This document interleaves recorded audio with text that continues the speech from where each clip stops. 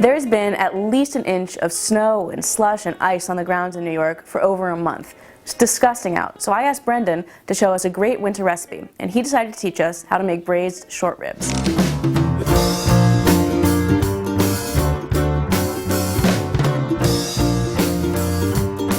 This week on Working Class Foodies. Short ribs are just something that's in my family that is just a classic. It's a staple. You get a lot of flavor, you know, out of one of the cheapest cuts of meat. One thing you gotta know about short ribs, first and foremost, is that they're gonna reduce by almost 40%, 50%. What you really want to do is make sure you're getting very, very meaty cuts. It's good to have some fat, but you don't want a big brick of fat. It's just gonna render off and you're gonna lose a bunch of meat. I prefer to cook with the bone because the bone is just gonna add to your stock. They've been seared off, the marrow is gonna get in there, and you're gonna create a beautiful beef stock. We're gonna do our veg prep first. I'm going very rustic here because this is just all going into a braise. So we're just gonna sear them off, get the flavor, and strain it out later. So we got our carrots. You know, you wanna get your vegetables done first, and then you can come to the protein. If you do your protein first, you run the risk of cross-contamination.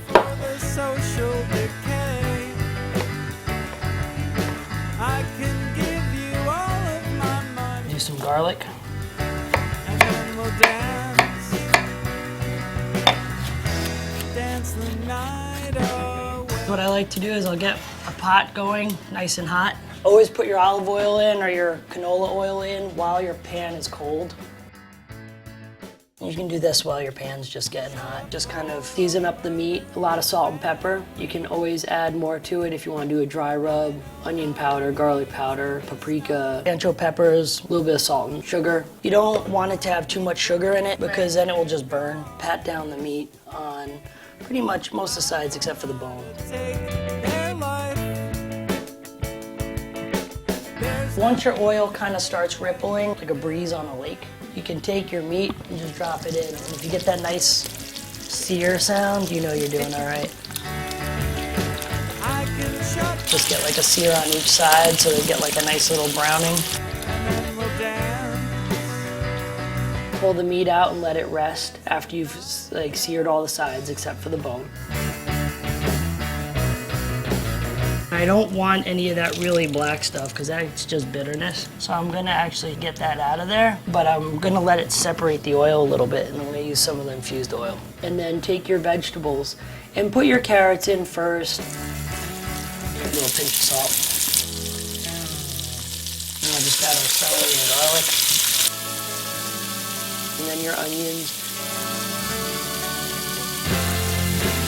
Once the vegetables are cooked off, I like to add in a little bit of chopped tomato. And just let the tomato cook for a minute. And then put in your red wine or your beer. I prefer beer when it comes to red meat, but totally your preference again. And just let that cook down. What's the fun in cooking if you're not drinking? And then you can return the meat. And then add your stock or your water.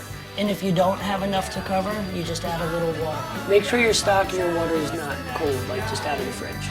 You want to make sure it's at least room temperature or warm. And then cover it with a little bit of an opening. Once it comes up to a simmer, reduce the heat to keep that simmer so it doesn't go to a rapid boil, and just let it go until it's fork tender. If you're doing 4 or 5 pieces, it could take 2 hours. If you're doing 8 pieces, it can take 3 hours. It's worth the process, because if you do that the whole day before, the next day, you're gonna be totally happy you did it. We're gonna take a quick break. When we come back, it's time to finish off and serve up our short ribs.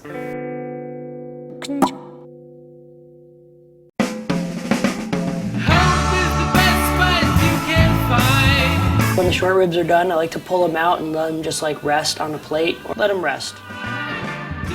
Then what I'll do with the braising liquid is actually strain it into another pot, strain the fat off. You can use a ladle or a spoon to do that. So what we have here is just kind of a small amount of that, and we're reducing it down, most of the fat strained off, all the veg out, And we're just gonna tighten that up and get it down to a point where it's like a nice pan sauce, like a nice reduction. And if it becomes a little too bitter, like almost acidic from the fortification, from the wine or the beer, you can always add like a cap full of vinegar and it will actually help balance out the acidity. If you're doing red wine or beer, you can go red wine vinegar, sherry vinegar. Right. White wine vinegar. Not that you would really use that with short ribs. Right. But yeah, you can just use a matching vinegar or something close enough, and the acidity should actually help balance. It won't always save it, but it can balance it out.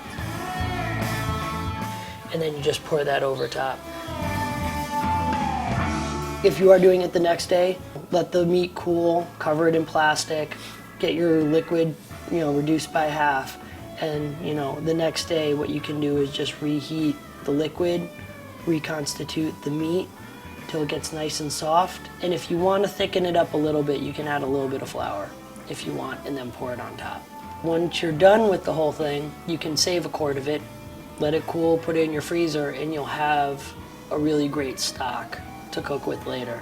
We served it with some olive oil, sweet potatoes, just boiled off sweet potato, a little bit of olive oil, some salt.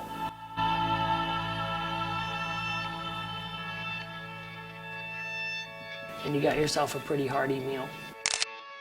The total cost for this meal came down to $36, but it made about 6 portions, so that's $6 a portion. If you've got a great short ribs recipe or a favorite hearty winter dish, let us know. Share it in the comments below. And we'll see you next week on Working Class Foodies.